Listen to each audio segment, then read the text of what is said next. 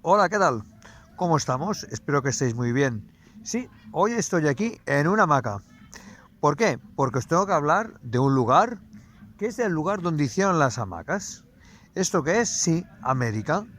Y entonces os voy a hablar de un libro. ¿Cuál es este libro? Pues El enigma de Colón y los descubrimientos de América, de Juan Eslava Galán. Nuevamente, Juan Eslava Galán, en uno de sus libros sobre historia, nos muestra con su prosa, de forma muy suave, muy agradable, un libro de historia muy agradable, qué es lo que pasó con el descubrimiento de América. Primero nos hace una introducción hablándonos si realmente fue la primera persona que llegó Colón y nos habla de las diferentes teorías que hay, ¿vale?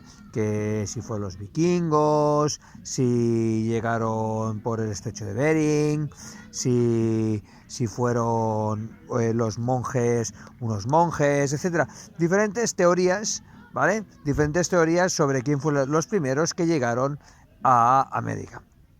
Da por hecho Juan Eslava Galán que seguramente, no, que evidentemente, mejor dicho, la primera persona que llegó a América nunca fue Colón.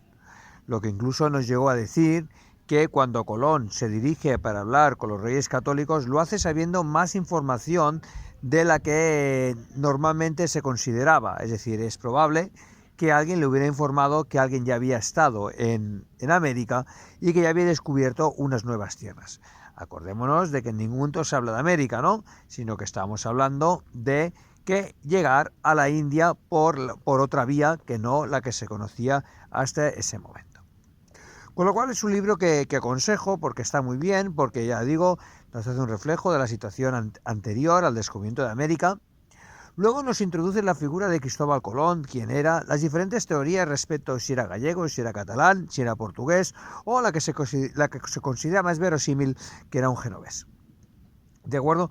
A partir de aquí viene la siguiente parte donde nos dice cómo Cristóbal Colón tenía la idea de iniciar una nueva ruta hacia las Indias y cómo finalmente Cristóbal Colón convenció a los reyes católicos para que realmente se pudiera hacer esa ruta.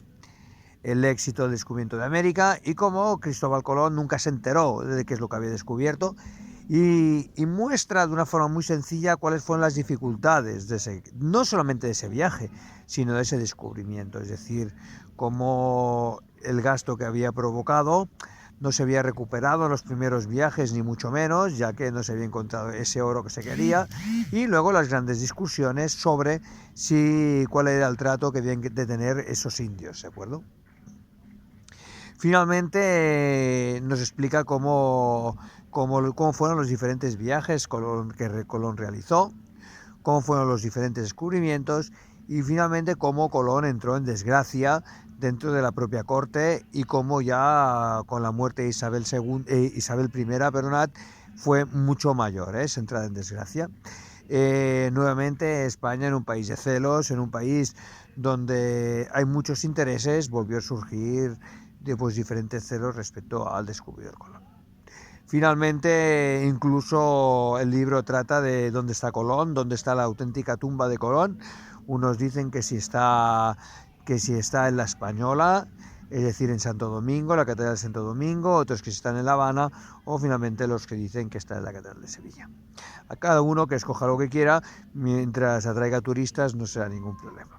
¿De acuerdo? Es un libro que aconsejo, a quien le puede interesar el tema y yo, la verdad, pues a por otro de Juan Eslava o de cualquier persona que me hable de historia de esta forma tan divertida y tan amena. Muchas gracias y yo, si me dejáis, sigo leyendo otro libro, ¿vale? Aquí con esta súper hamaca.